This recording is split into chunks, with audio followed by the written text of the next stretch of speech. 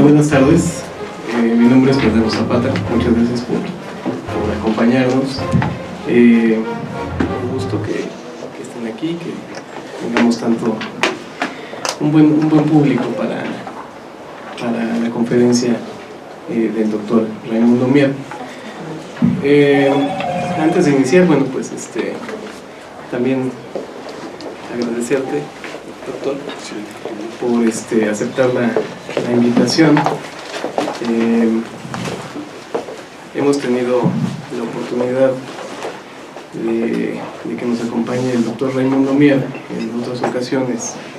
Nosotros conocimos en la UNAM hace ya algunos años, justamente en una conferencia sobre Albert Camus.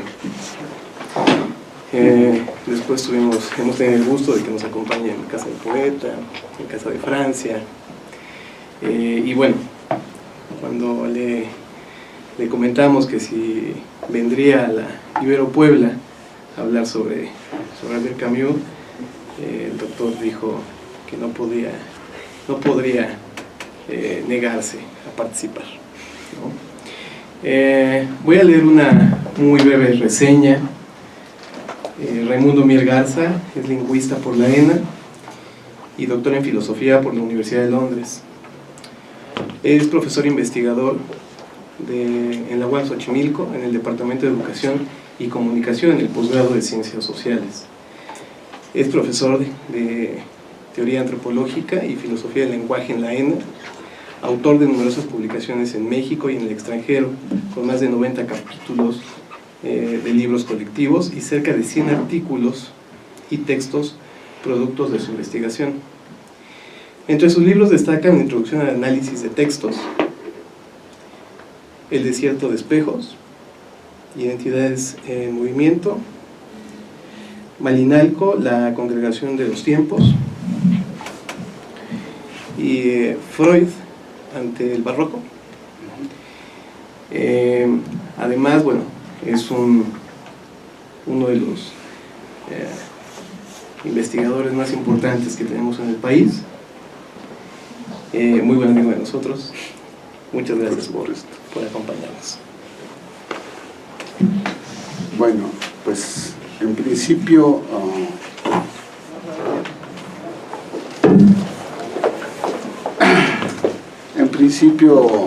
agradezco mucho la invitación. Ahorita estábamos platicando que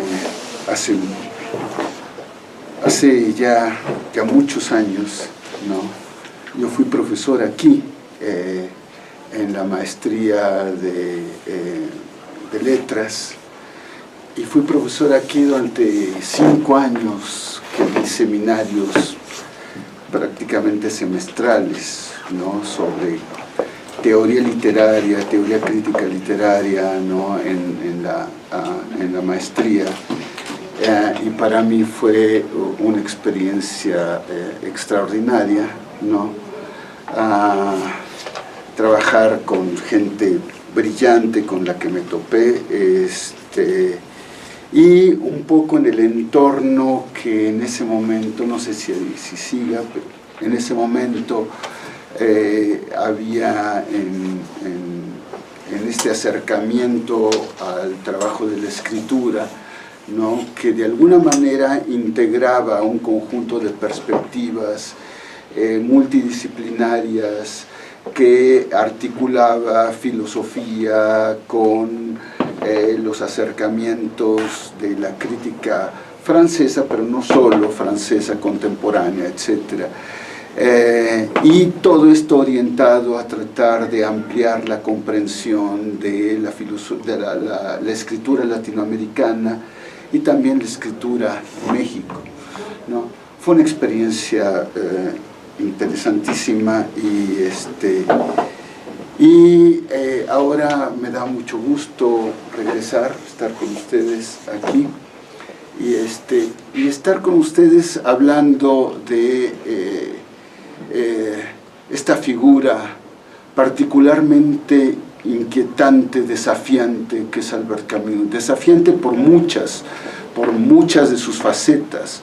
Una de ellas, sin duda, es sin duda la más trivial, pero no desdeñable a pesar de todo, ¿no? Es que quizá constituye una de las figuras emblemáticas de lo que podríamos llamar un intelectual, ¿no? Un intelectual en este sentido integral, en este sentido también fundamental como una de los modos de darse de la actividad del pensamiento crítico contemporáneo, ¿no? Es decir, un intelectual que en ese momento quería decir un hombre como Albert Camus, que había surgido en realidad del movimiento de la resistencia francesa, que había participado en la guerrilla militar, que había resistido frente a la ocupación nazi, que había de alguna manera asumido todo un conjunto de tareas fundamentales de preservación y mantenimiento del espíritu revolucionario, revolucionario en el buen sentido de la palabra, revolucionario en el sentido de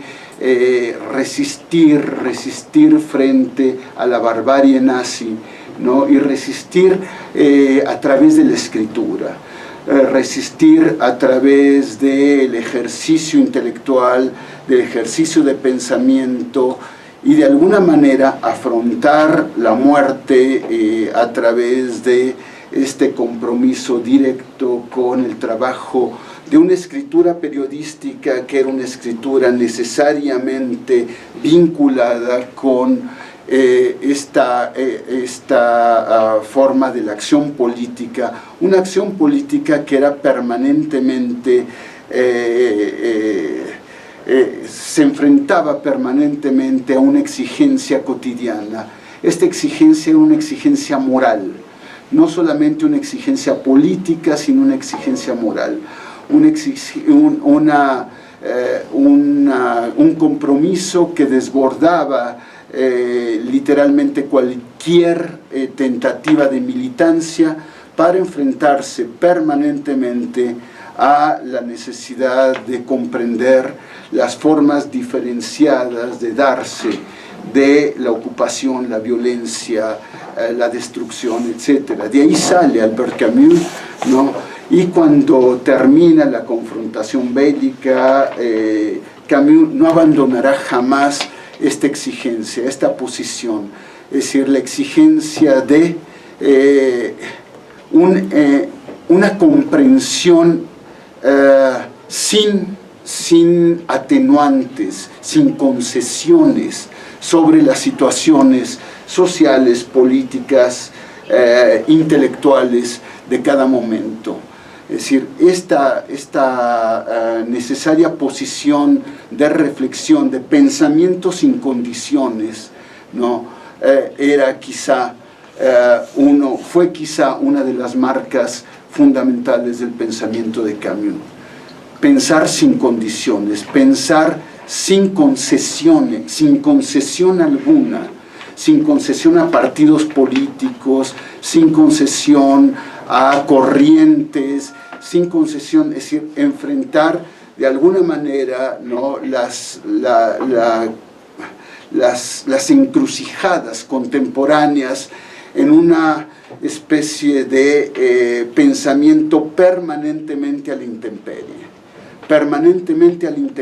permanentemente exigido de enfrentar cara a cara, de enfrentar sin ningún tipo de soporte ideológico, de soporte dogmático, ¿no?, a las exigencias del momento contemporáneo. Y esto desde el punto de vista no solamente de las herramientas del pensamiento que emanaban de la filosofía, sino también del trabajo propio que surgía del compromiso de la escritura. El tema de escritura y pensamiento quizá en Albert Camus están de alguna manera articulados de una manera tan tan central, pero sin eludir las tensiones, sin eludir las contradicciones, sin eludir las paradojas, sin eludir todas los claroscuros que necesariamente surgen de asumir esta idea, esta condición de escribir necesariamente en una exigencia permanente de recrear lúcidamente el acto del trabajo de pensamiento. Eso que podríamos llamar la exigencia de lucidez. La idea de la exigencia de lucidez que llevó al propio Camus a caracterizar su propia empresa como una filosofía de los límites. Una filosofía de los límites, uno de los cuales era precisamente el trabajo literario, el trabajo de escritura. Escribir en ese punto donde la literatura parece prácticamente encontrar una línea de sombra que apenas la puede separar de la exigencia fundamental de la filosofía. ¿Dónde comienza la filosofía y dónde comienza el trabajo de literatura? ¿Dónde comienza la exigencia de la ficción y dónde esa ficción funciona como un recurso de comprensión, como un recurso también de intervención crítica sobre el orden de las condiciones fundamentales del universo político en juego? Bien, esta es quizá la condición fundamental, es decir, y eso al mismo tiempo sin eludir que esta toma de posición en la zona de sombra entre la escritura y el pensamiento, entre la escritura y la acción política, entre la escritura y la toma particular siempre de una posición crítica frente a cualquier corriente sin ningún tipo de amparo ideológico y de soporte institucional, ¿no? Esta forma particularmente singular de colocarse en esta posición a la intemperie, ¿no? Abierto ante la rotunda fragilidad, ¿no? Que surge de esta posición permanentemente sin asideros, ¿no? Una posición sin asideros en el campo de la escritura literaria y en el campo también del pensamiento, sin afiliarse a ninguna corriente filosófica, sin participar de ningún tipo de corriente de vanguardia, en una posición que lo llevó a enfrentarse a las grandes corrientes de la escritura, a André Breton, al surrealismo, que en ese momento también funcionaba como una especie de plataforma política de apuntalamiento de formas aparentemente radicales, pero que en realidad también no dejaban de orientarse según el culto a la personalidad. André Breton, ya sabemos, ¿no? André Breton, que aparecía como la gran directriz, la gran figura intocable. Esta lógica de las figuras intocables que ahora nos toca tan de cerquita, las figuras intocables, etcétera, etcétera, capaz de enfrentarse al marxismo dominante, a las posiciones del PC, del Partido Comunista Francés, a las posiciones también de todo el aparato institucional de la literatura en ese momento, es decir, la Nouvelle Revue Française, etcétera, etcétera, es decir, frente a todo el aparato de soporte del mundo intelectual francés, Camus elige la soledad de la escritura. Esta idea de la soledad de la escritura, asumir particularmente la condición limítrofe de la escritura, ¿no? Es quizá una de las condiciones al mismo tiempo ejemplares y al mismo tiempo desconcertantes, permanentemente desconcertantes de Albert Camus. Esta necesidad también de asumir bajo todos sus matices, ¿no?, los riesgos de la escritura y el pensamiento como riesgo permanente, como riesgo y como esta condición también al mismo tiempo de asumir la fragilidad radical, ¿no? Fue el blanco de todos los ataques posibles, ataques por el lado de la filosofía. Claro, no era un filósofo, no era un filósofo. ¿Qué escribía Albert Camus? Escribía ensayos. En realidad sus grandes trabajos fueron esta zona donde, ¿no?, el mito de Sísifo y el hombre rebelde, sus dos grandes ensayos, pero ensayos donde el pensamiento y el trabajo de escritura prácticamente son inseparables entre sí. No pudo ceder nunca uno al otro. No cedió nunca el rigor del pensamiento a las exigencias de una retórica literaria a la moda, ¿no? No tomó la posición de la literatura para ningún tipo de pensamiento filosófico, también a la moda, Heidegger, la fenomenología sartreana o la fenomenología heideggeriana, etcétera, etcétera. No hubo ningún coqueteo por parte de Camus, ¿no?, respecto de las condiciones dominantes. No hubo ninguna debilidad al respecto. Camus, tanto en su novelística, donde también tenemos esencialmente tres novelas fundamentales, ¿no? Por supuesto El extranjero, La peste y La caída, ¿no?, que son en realidad tres monumentos, tres ejercicios de escritura. Además, cada ejercicio de escritura sometido a una tensión diferente, a un desafío, a un momento particular, ¿no?, personal y social, que reclamaba un modo particular de escribir diferenciado. Entre La peste y El extranjero, Albert Camus toma también posiciones distintas de escritura, modos particulares de asumir la construcción narrativa, modos particulares de construir las tareas y las exigencias del trabajo de ficción, etc. Albert Camus se separa también de la novelística de la época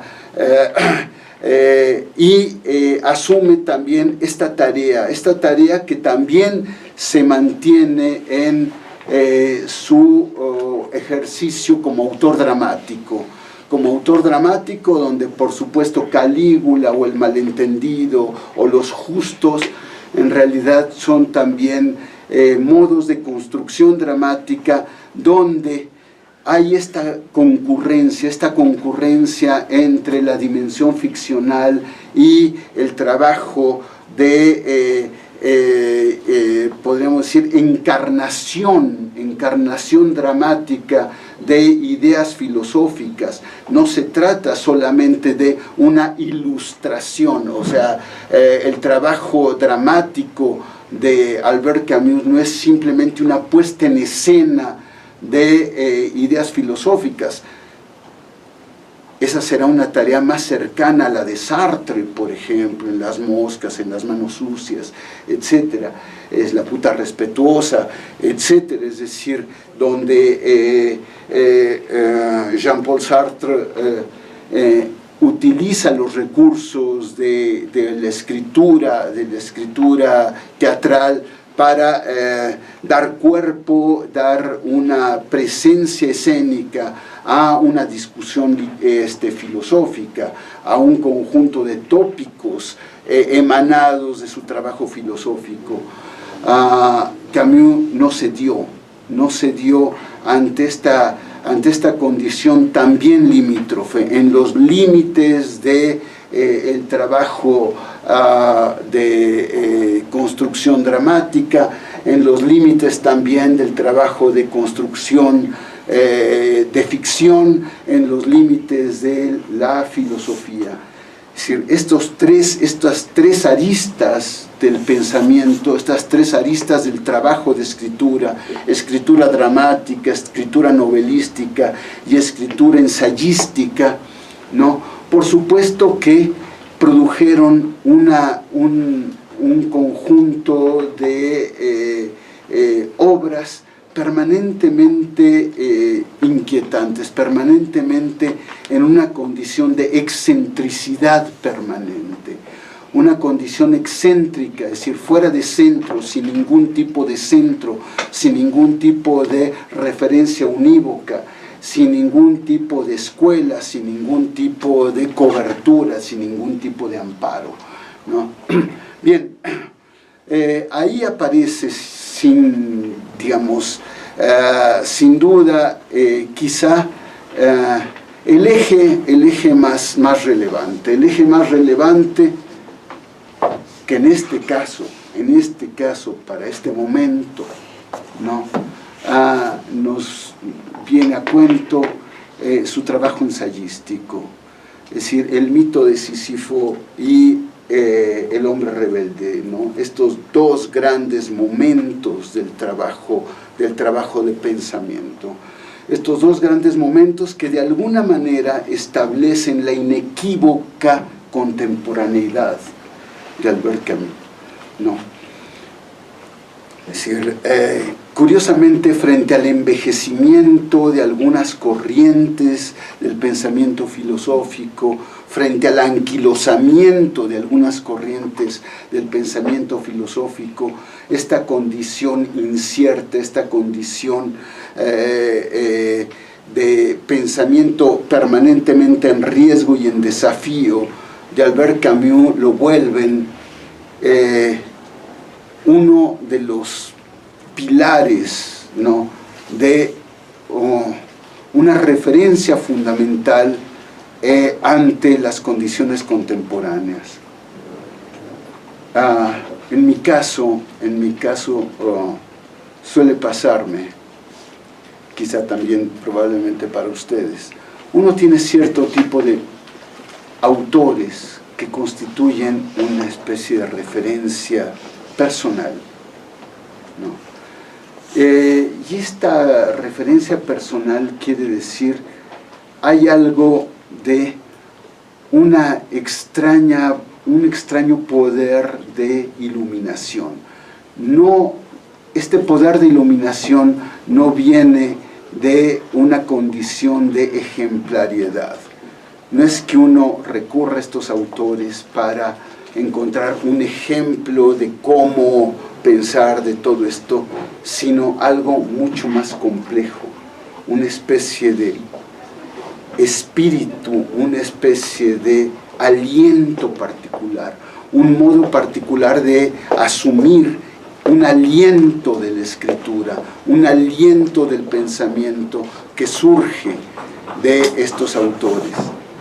En mi caso es algo que ocurre con Albert Camus. Siempre digo, no solo de Albert Camus, también de otros, muy pocos, por cierto, cada vez que no sé qué pensar, cada vez que no sé cómo pensar, irá a Camus. Y no porque encuentre en Camus ideas para seguir, sino esta especie de aliento, esta especie de exigencia, esta especie de clima de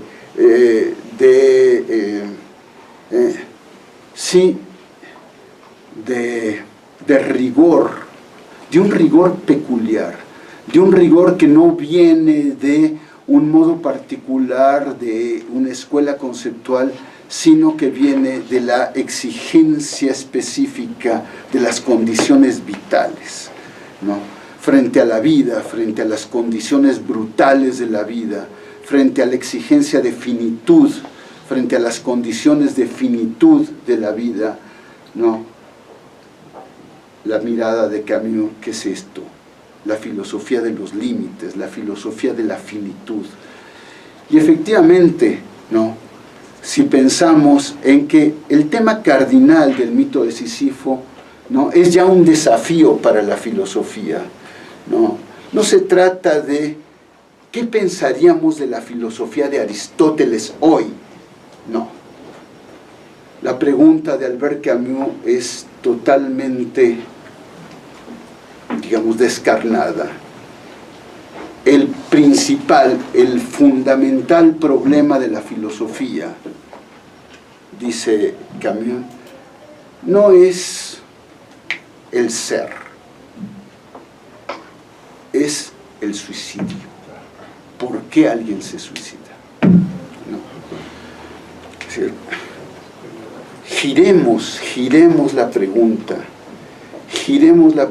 arranquémosla del mundo intelectual, de las corrientes intelectuales, arranquémosla de la tradición donde ser filósofo quiere decir comentar a otros filósofos, ¿no?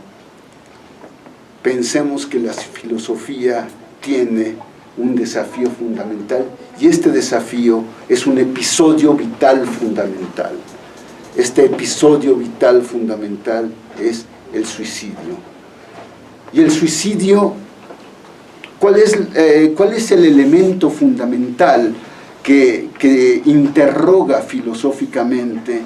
Es precisamente la extinción de la significación del mundo, de la vida misma.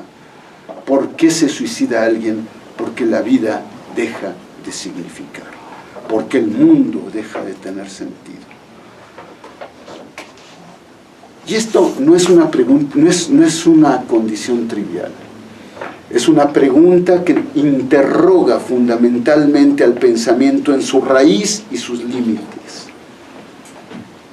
La gente se suicida porque el mundo deja de tener sentido, porque la vida deja de tener sentido. ¿Y bajo qué condiciones la vida deja de tener sentido? ¿Bajo qué condiciones la fisonomía del mundo se disipa por completo? La interrogación sobre el suicidio es, por supuesto, algo que no solamente ha llamado la atención por supuesto, de Camus, sino de la sociología. Estuvo presente en uno de los momentos fundadores del pensamiento sociológico contemporáneo, es decir, es una de las piedras angulares de la reflexión de Émile Durkheim, ¿no? Como ustedes saben, el tema del suicidio interroga fundamentalmente la naturaleza del vínculo social, la naturaleza del vínculo humano, la naturaleza de la posición subjetiva frente al entorno institucional, frente al entorno político, frente a los desafíos y los conflictos de la vida subjetiva, etcétera, etcétera. Es decir, es asunto de la psicología, del psicoanálisis, es asunto también de la sociología o de la teoría política, etcétera. Es decir, y sin embargo, ¿no?, la pregunta de Camus sigue manteniendo esta vigencia fundamental. ¿Cuál es el sentido del suicidio? Y esto, en el caso de Camus, tiene una referencia fundamental. Esta referencia fundamental es el enigma también de dos nociones limítrofes: la muerte y el dolor. La muerte y el dolor, que siguen siendo elementos inexpugnables de la reflexión. ¿Por qué? ¿Cuál es el sentido del dolor? ¿Cuál es el sentido del dolor y cuál es la relación del dolor con el mal?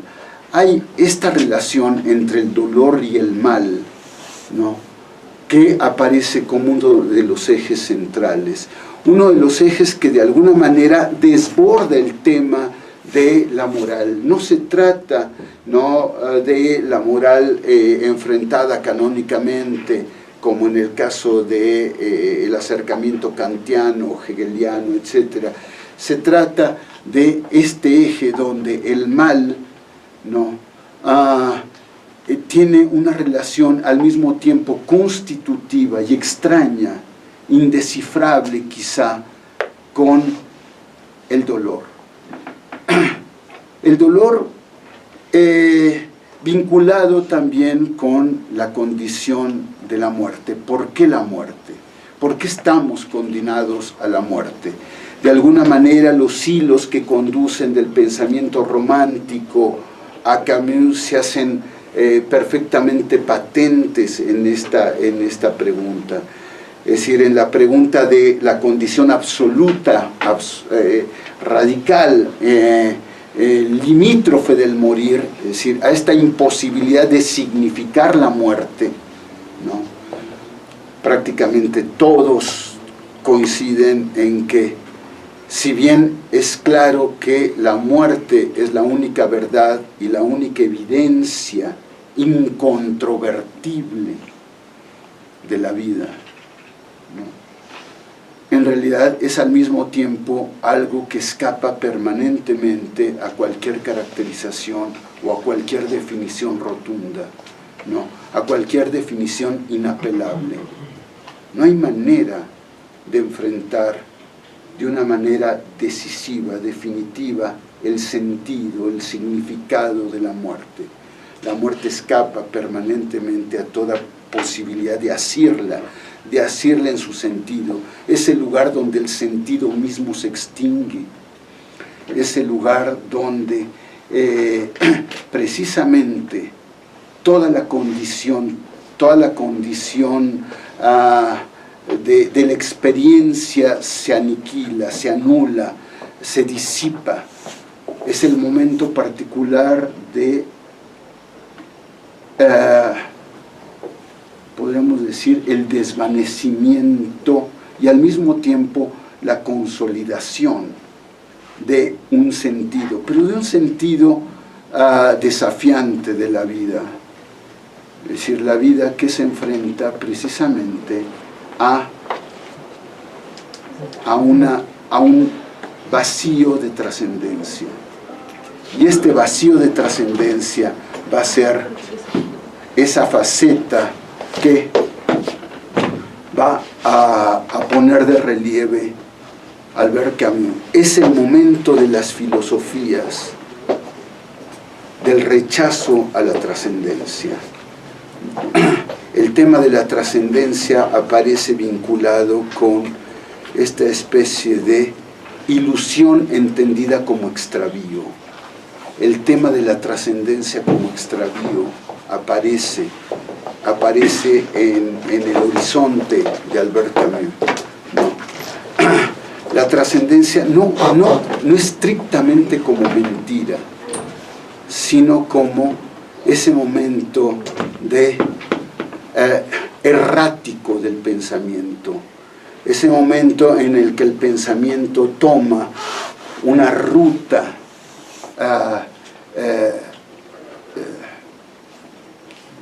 que en realidad, más que iluminar, nos arranca de cualquier posibilidad de comprensión.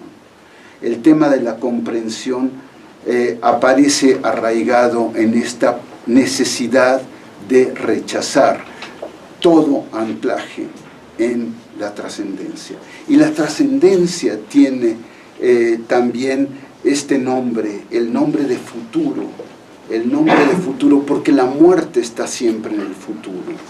La muerte está siempre en el futuro, pero en este futuro que es al mismo tiempo inmediato, que es al mismo tiempo también una condición de inminencia. Es este lugar del futuro que es prácticamente la colindancia con el presente, la muerte que se hace presente en cada instante, la muerte como ese advenimiento que se hace presente permanentemente y cuya realización está siempre adelante en el tiempo, pero este adelante que es necesariamente incalculable. Y ahí es donde todo se extingue, ahí es donde todo se extingue, como se extingue también en el dolor. El tema del dolor ¿no?, que para Camus es también este otro polo, junto con el de la muerte, este polo también de lo enigmático. ¿Cuál es el sentido del dolor? ¿Por qué? ¿Por qué tenemos que sufrir? ¿Cuál es el sentido del sufrimiento? ¿Qué es lo que nos condena al sufrimiento? ¿De dónde viene esta condena sin Dios? ¿De dónde viene esta condena sin trascendencia? ¿De dónde viene esta condena que no tiene fundamento ni origen? ¿De dónde viene esta condena que no tiene tampoco ningún tipo de razón, de racionalidad? ¿De dónde viene esta condena, ¿no?, del dolor que se hace perfectamente clara, se hace perfectamente patente en la muerte y el dolor de los niños, ¿no? Esta figura del dolor infantil, ¿no?, que de alguna manera constituye una referencia, digamos,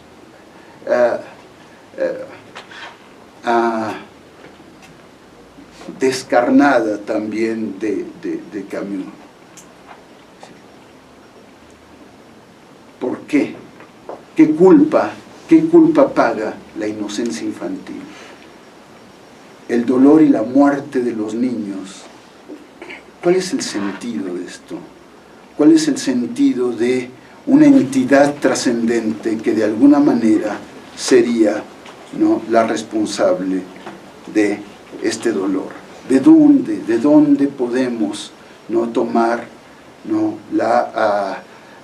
la posibilidad de demandar, de confrontar a esta posibilidad de dar sentido a el dolor, un dolor sin culpabilidad, un dolor sin culpabilidad, un castigo sin culpabilidad, un castigo sin ningún tipo de violación, un castigo sin ley, un castigo sin ninguna posibilidad tampoco de encontrar una respuesta posible para el enigma del dolor, el enigma de la muerte.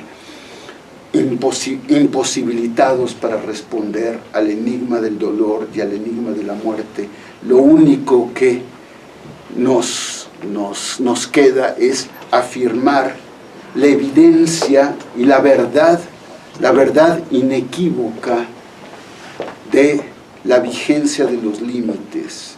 La vigencia de los límites, es decir, la vigencia del sinsentido.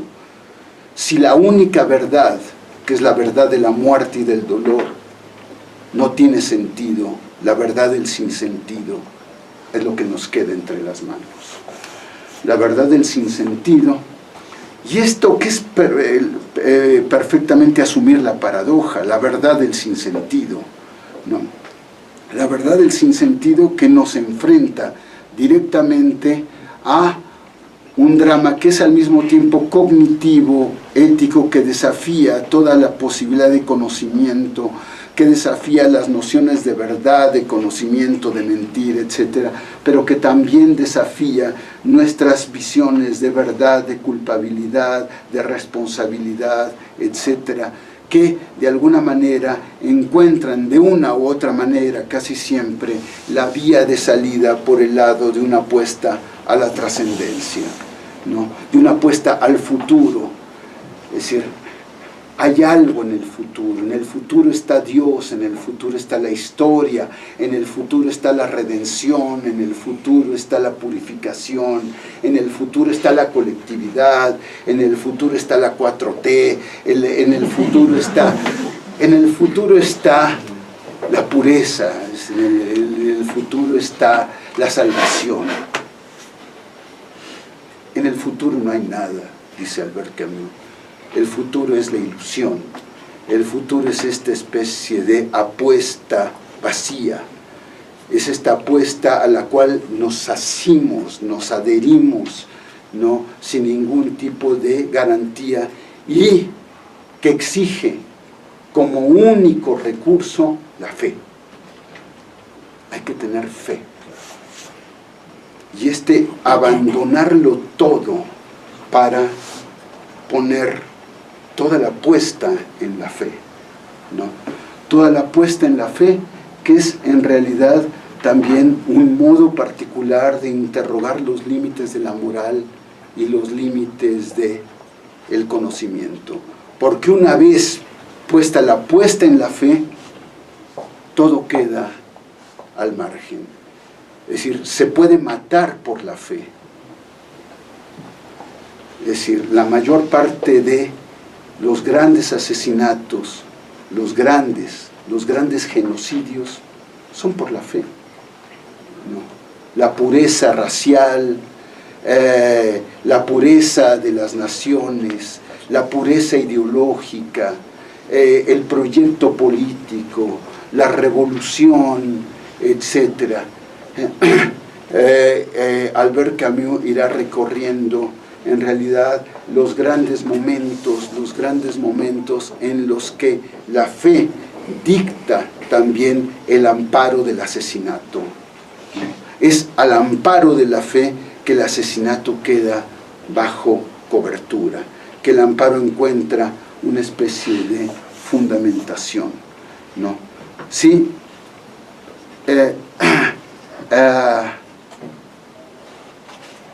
la finalidad justifica los medios. Si hay que matar para redimirse y para redimir a la humanidad, habrá que hacerlo. Si hay que matar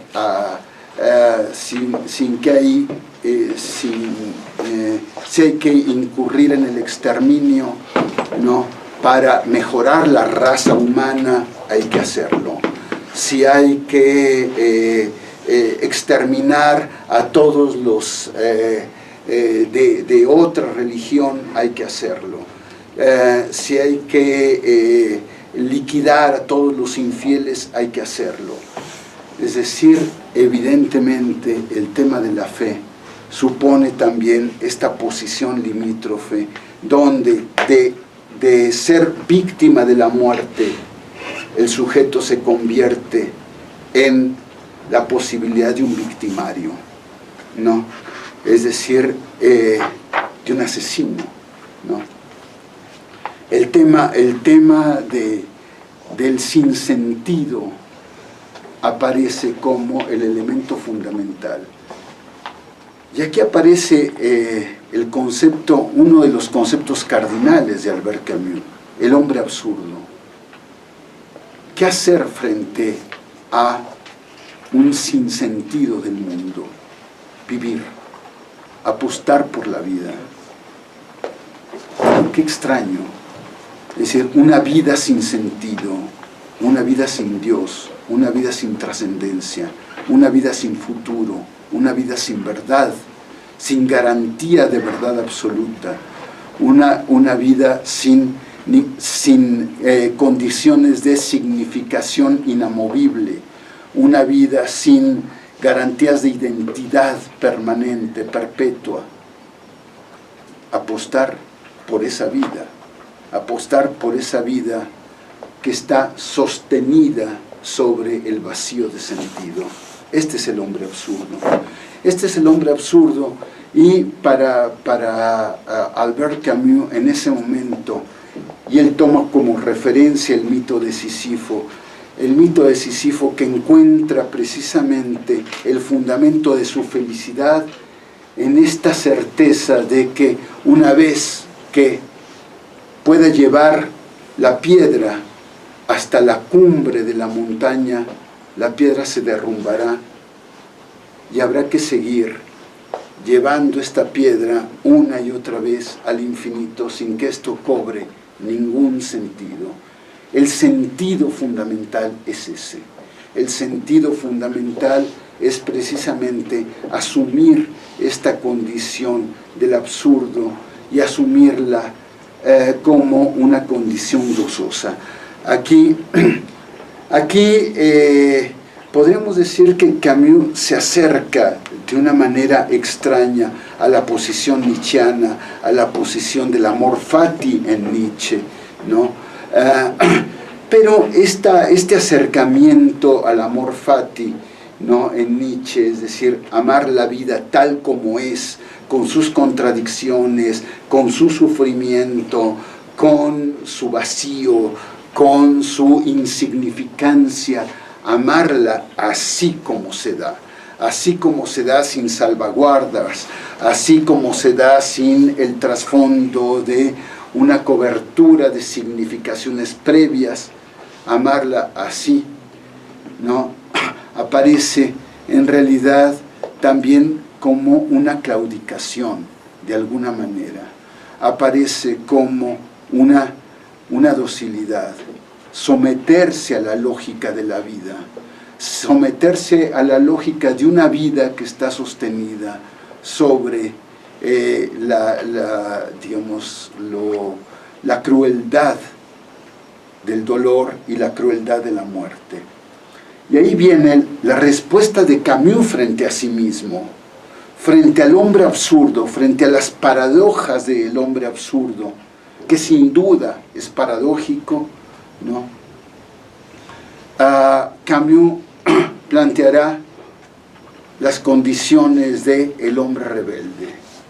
El hombre rebelde que comienza, ¿no?, frente también a otra pregunta filosófica fundamental.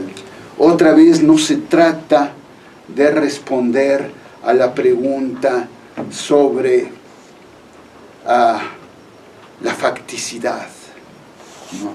Se trata de responder a una pregunta muy simple. Es el tiempo de los asesinos, dice. Es el tiempo de los asesinos. ¿Suena conocido? Sí, suena conocido. También este es el tiempo de los asesinos. Vivimos en este tiempo de los asesinos, ¿no?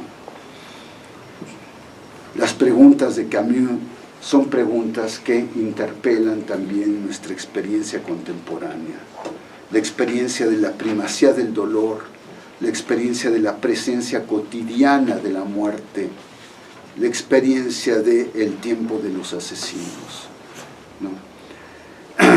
Y ante esta idea de Camus, ante esta pregunta, es el tiempo de los asesinos, la pregunta fundamental es: ¿cuál es esta especie de resorte de este tiempo de las masacres, de este tiempo del asesinato irrestricto, de este tiempo del asesinato anónimo, de este tiempo del asesinato masivo, de este tiempo del asesinato sin culpabilidad, sin delito, de este tiempo del asesinato y la violencia indiferenciada, que de alguna manera aparece también en el horizonte ya claro, ya permanente de nuestras vidas, ¿no?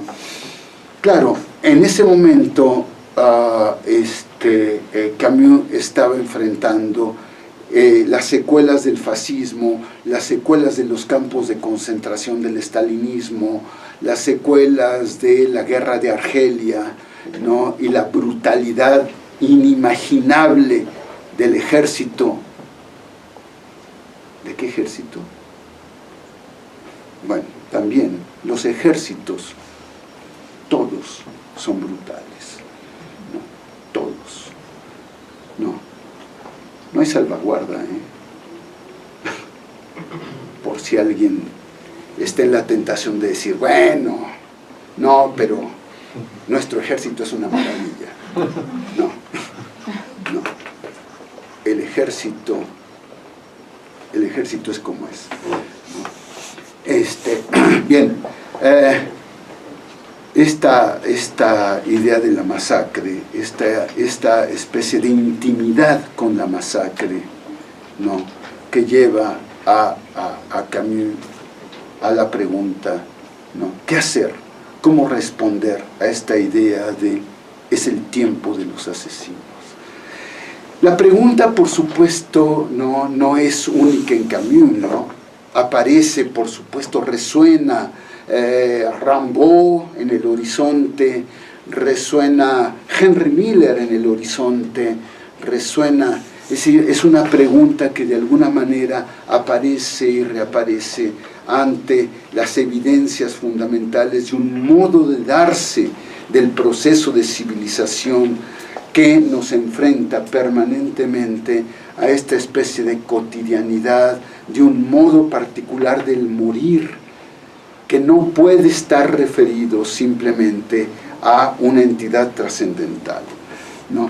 Y aquí precisamente el hombre absurdo tiene que responder. El hombre absurdo tiene que responder frente a este interrogante de el asesinato. ¿Qué es lo que puede sostener el asesinato? ¿Qué es lo que hace posible? ¿Qué es lo que nos hace...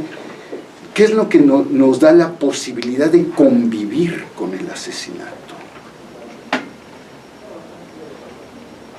Convivimos con el asesinato, convivimos todos los días con el asesinato. ¿Qué es lo que hace posible que convivamos con el asesinato? Si la muerte no tiene sentido, si el dolor no tiene sentido, el asesinato quizá es todavía más inquietante, más perturbador. Y el asesinato cometido al amparo de. Y esto es una pregunta fundamental. No el asesinato asumido como esta especie de acto de barbarie absoluta, de acto de violencia, de violación radical de todo lo humano, sino este asesinato que ocurre amparándose o bien en condiciones también trascendentales, ¿no? Asesinemos para sostener una situación política, asesinemos para sostener una situación religiosa, asesinemos para sostener una posición dogmática, asesinemos para producir una supremacía racial, asesinemos para, etc. O bien asesinemos porque vivimos en una sociedad donde el tema es el egoísmo absoluto, es decir, esto que Christopher Lasch llamaba en realidad, ¿no?, la sociedad narcisista, es decir, este narcisismo llevado a los límites, y estos límites del narcisismo que para Camus se expresan en una actitud vital fundamental, el cinismo. Mato porque tengo derecho de matar, porque lo único que interesa es mi vida, por sobre todas las demás. Y si para vivir tengo que matar, tengo que matar. ¿Cuál es el problema? Si para vivir bien, whatever that means, ¿no? Si para vivir bien, no, tengo que asesinar, no, hay que hacerlo, ¿no? Es decir, este límite, si para tener poder político tengo que asesinar, ¿por qué no? Si para poder tener riqueza tengo que asesinar, ¿por qué no? Es decir, esta condición aberrante, ¿no?, del cinismo llevado a su límite, del cinismo también sostenido sobre esta especie de soporte de validación narcisista, ¿no?, pero llevado a los límites del absurdo, ¿no?, precisamente nos enfrenta a esta especie de modos particulares en los cuales se ampara, ¿no?, a una posición insostenible. Y el hombre se rebela. El hombre necesariamente tiene que asumir esta especie de condición rebelde. El hombre absurdo se ve ante una responsabilidad. El tema de la responsabilidad y el tema de la dignidad aparecen fundamentalmente ahí, pero ya privados de aureola, ya privados de la justificación, es la vida misma, la vida humana misma, ¿no? La exigencia es responder a las condiciones de la vida humana misma, ¿no? El hombre rebelde está ante este desafío, responder ante las condiciones de la vida humana misma, ¿no? Es decir, rechazar el mundo y al mismo tiempo asumir el mundo. Esta paradoja radical es la paradoja del hombre rebelde, ¿no? Camus dirá, el hombre rebelde es el hombre que dice no, pero es el hombre que dice sí, ¿no? Y esta doble posición es la posición fundamental, decir no y decir sí. Aquí Camus se aleja, por supuesto, de cualquier tentación de una especie de facilismo o de interpretación fácil de la idea del amor fati. No se trata de aceptar al mundo tal cual es. Se trata de oponerse, de responder violentamente, de negar la posibilidad del mundo tal cual es, de confrontarlo, de rechazarlo tal cual es, pero al mismo tiempo de asumirlo tal cual es. Es decir, y esta es una doble condición. Asumir el mundo quiere decir al mismo tiempo, ¿no?, enfrentarlo con una condición de responsabilidad, asumiendo esta calidad donde la palabra dignidad alcanza, ¿no?, una caracterización importante. La palabra dignidad aparece en el horizonte de la reflexión de Camus permanentemente. El tema de la dignidad del hombre que no puede... ¿Pero qué es la dignidad? La dignidad tiene que ver con algo que se llama la solidaridad. La dignidad no es del orden del individuo, es del orden de la colectividad. Es del orden de la colectividad. La dignidad es del orden de la colectividad. No hay dignidad del individuo, de la individualidad, del yo. La dignidad no está en el sujeto entendido como un sujeto que de alguna manera preserva y resguarda su identidad, sus derechos, porque sus derechos son los derechos de todos, porque la significación de su lucha es la significación de la lucha de todos, porque el valor de su empresa es el valor de la empresa humana en su totalidad, ¿no? Es decir, el problema de la dignidad está directamente anclado sobre la solidaridad. Si podríamos arriesgar una definición de dignidad, tiene que ver con la salvaguarda de la libertad del individuo en la medida en que el individuo se reconoce, ¿no?, en las condiciones de una colectividad fundamental que reclama necesariamente un trabajo, una lucha incesante, compartida de construcción de la solidaridad, ¿no? Bien, quiere decir que la dignidad no puede estar en la referencia al bienestar o a la salvaguarda de el bienestar de los individuos, sino el bienestar de las colectividades.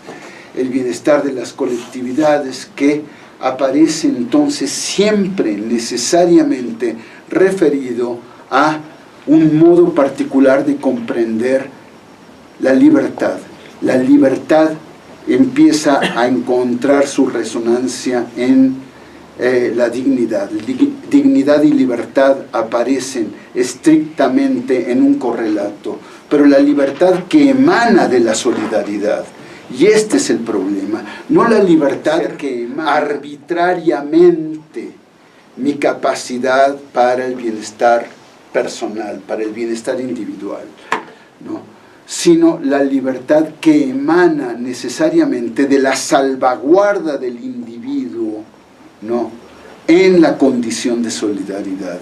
Y esto que no deja de tener un conjunto de matices tensas, paradójicas, contradictorias, de articular un conjunto de antagonismos permanentes, ¿no?, está precisamente en el desafío de la lucidez. En cada momento la dignidad significa cosas diferentes. En cada momento la lucha por la dignidad tiene necesariamente sentidos, significaciones, modos de actuar diferentes, porque en cada momento la colectividad reclama también, ¿no?, una comprensión particular para su modo de darse históricamente en ese momento, ¿no? No hay una condición universal de la dignidad.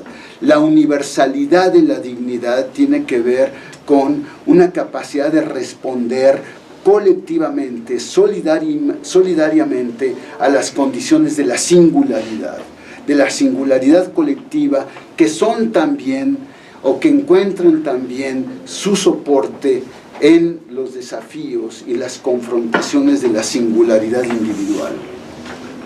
Como se ve, el tema de la dignidad y el tema de la libertad fundamentalmente son paradójicos, y en todos los casos suponen precisamente el rechazo de la trascendentalidad.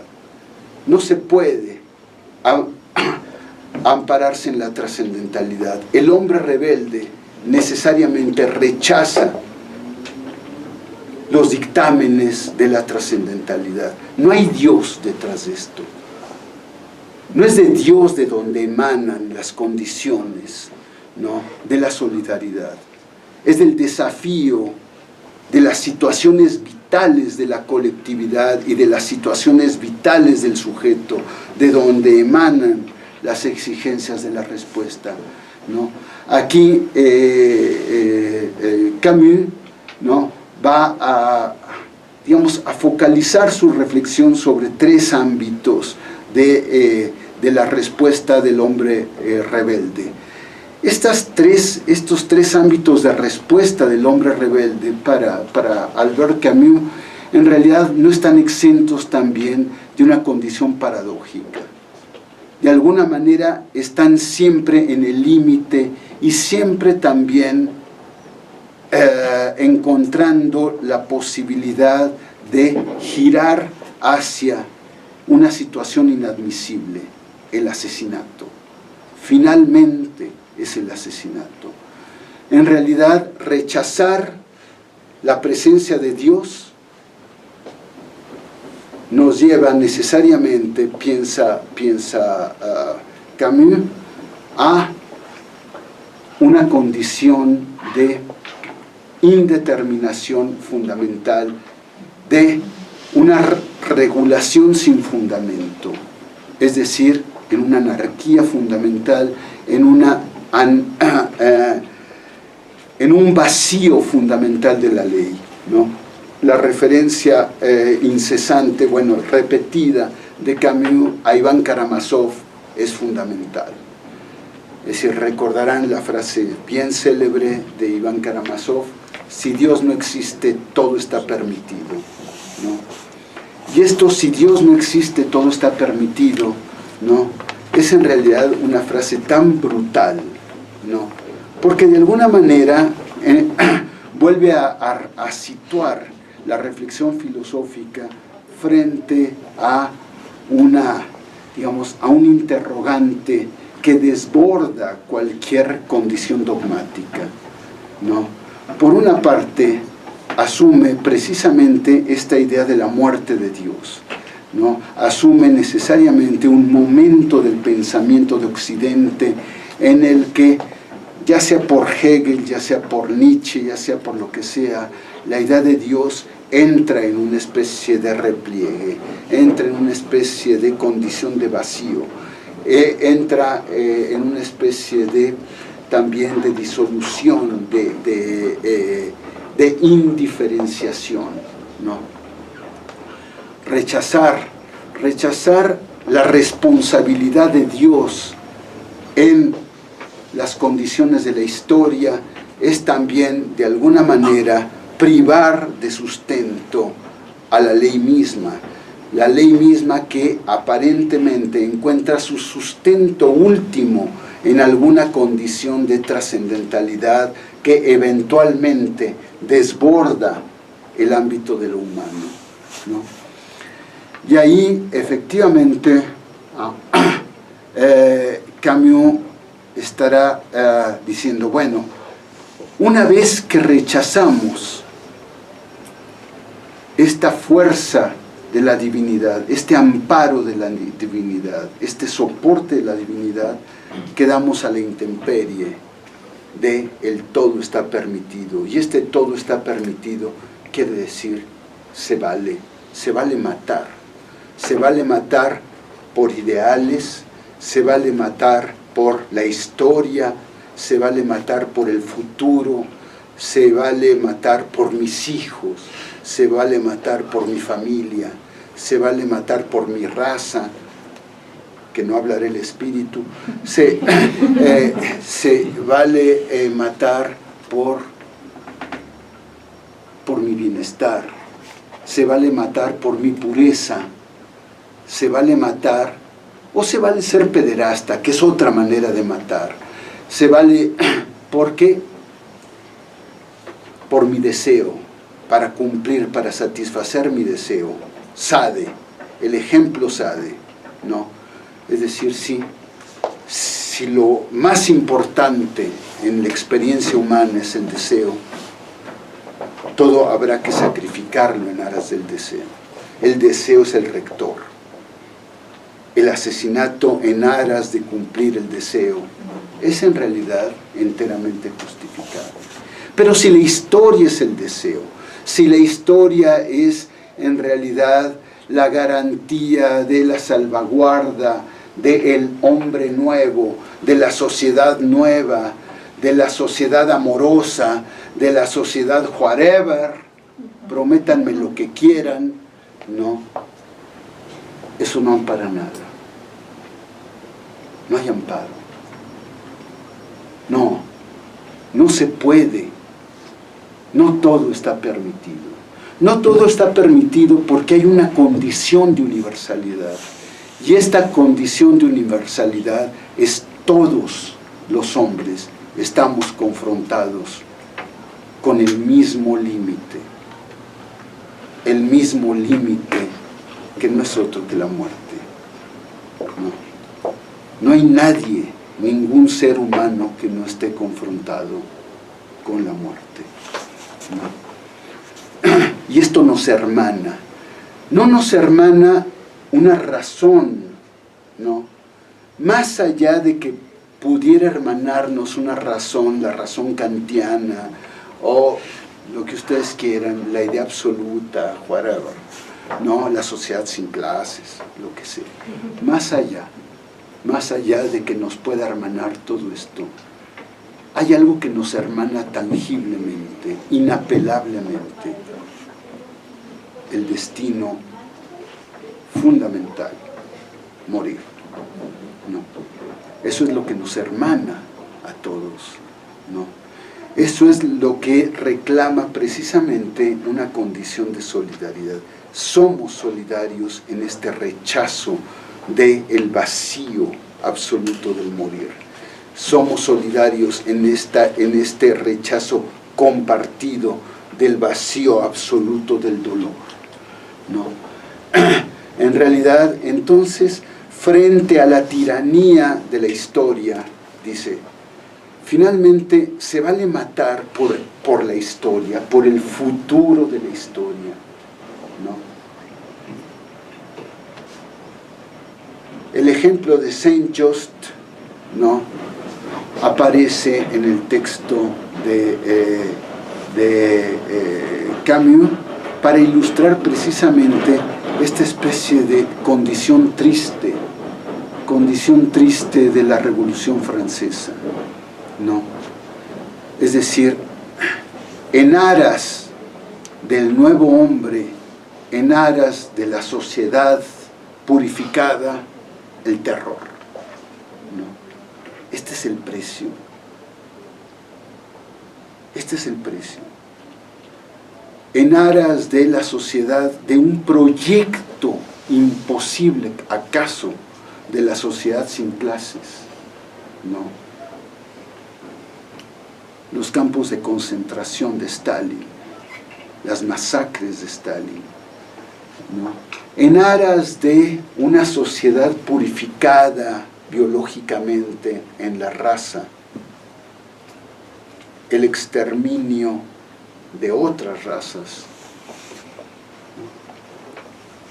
en aras de esta sociedad futura, el exterminio, ¿no? Es decir, habrá que rechazar esta tiranía de la historia, habrá que rechazar esta tiranía del futuro, habrá que rechazar esta tiranía del hombre sometido precisamente por esta significación que emana de un proyecto cuya única garantía necesariamente es una garantía de trascendentalidad. Nuevamente el tema de la fe como esta apuesta al extravío, ¿no? La fe como una apuesta al extravío, como una mentira. Dejémonos de mentir, dejémonos de mentir. No hay tal cosa. No hay tal cosa como este futuro, esta promesa, este juego brutal, este juego cruel, violento de la promesa sin sentido, de la promesa vacía, de la promesa de aquello que nunca jamás advendrá, porque no puede advenir, porque no está en su condición este advenimiento, ¿no? De alguna manera el hombre rebelde está permanentemente situado ante esta situación limítrofe, ante esta situación en la cual tiene que responder a la tiranía de la trascendencia, pero donde de alguna manera este rechazo de la trascendencia también lo enfrenta a la apertura de una posibilidad abierta de ejercer su acción como una acción de devastación y de autodegradación. La última apuesta de Camus, que es la apuesta que él llama el pensamiento del mediodía. El pensamiento del mediodía, que es el último capítulo del hombre rebelde, ¿no? Es quizá esta necesidad de lucidez, ¿no? La exigencia de lucidez. El tema del mediodía es la exigencia de lucidez, de responsabilidad, de respuesta digna ante la exigencia de dignidad, ¿no? Bien, por supuesto que el contexto en el que se produce las afirmaciones de Camus, ¿no?, van a llevar a todas las críticas posibles, ¿no? Visto desde el punto de vista del pensamiento filosófico estricto, radical, a las escuelas filosóficas, el pensamiento de Camus encuentra un conjunto de rasgos, de facetas, podríamos decir, insostenibles, frente a la exigencia también de un trabajo de literatura, de la escritura literaria.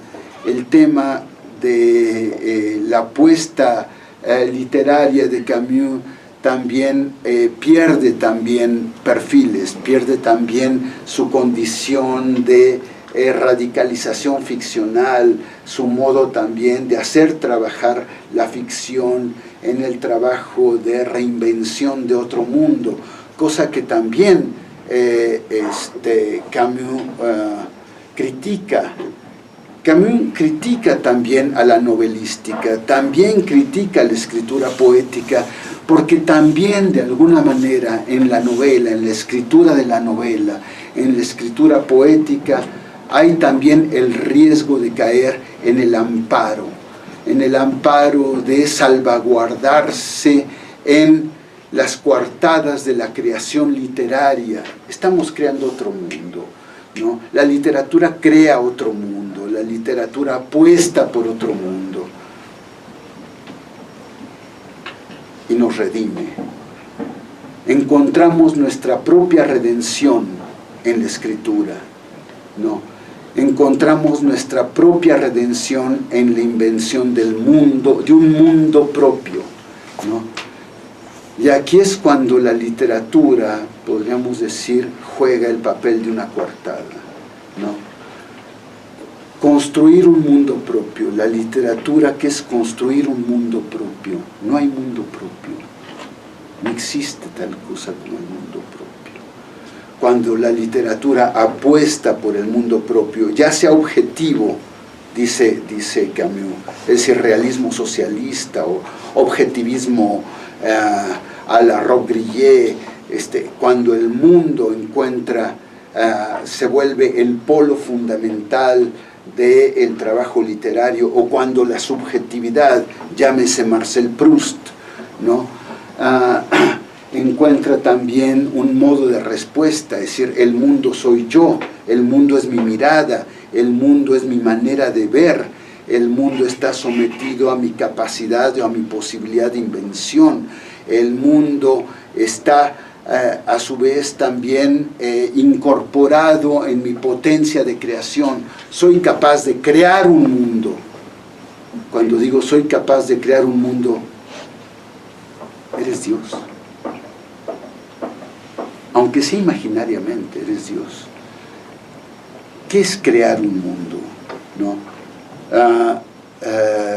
Camus interroga toda esta especie de vocación o de encubrimiento del trabajo literario y poético bajo el amparo de la creación, ¿no? La exigencia de creación, ¿no?